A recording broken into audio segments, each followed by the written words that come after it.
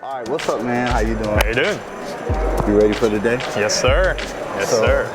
What you did to prepare for this? Well, first, is this your first competition? First competition, that's right. So you really nervous? You got some anxiety going on? I was nervous this week, but what I kept telling myself this morning was I had done endurance sports before this, triathlons and things of that nature.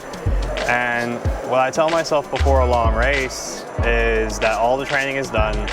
There's not a whole lot that can be done at this point, so just go out there and have fun. Is there anything in particular that you was working on, like say, certain areas in your jiu-jitsu you may have some weaknesses or your strengths? Did you work on?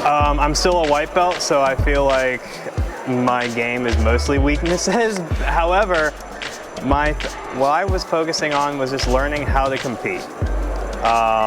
This is my first ever competition, so there was a lot of things that I didn't know about competing, as far as building up a game plan, strategizing, things of that nature. So in addition to just the straight jiu-jitsu side of the house, filling the holes in my game with my guard retention or my sweeps and all of the techniques, what the biggest adjustment is the mindset of going into a competition. When we're at Alliance, when we're in class and we're rolling or at an open mat, we're all friends. We're getting after it. We train together. So, when we're in class, we go hard. We're tapping each other out, but in the back of everybody's minds, if you're a good training partner, there's this thought of like, I don't want to hurt them.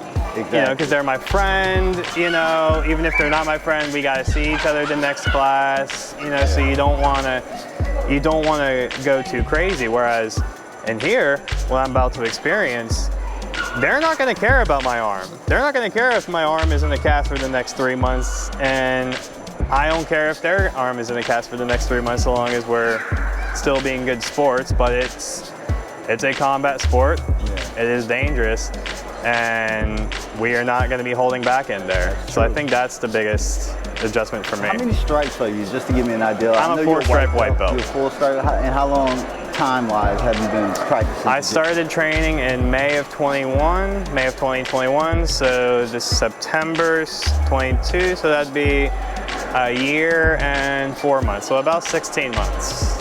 What are some of the changes that you notice in your physical health or your endurance or in your life? Right. How has jiu-jitsu impacted you? So I was pretty fit coming into jiu-jitsu from the endurance sports and all of that, but it is a completely different type of fitness. It's hard to describe. There's a lot more.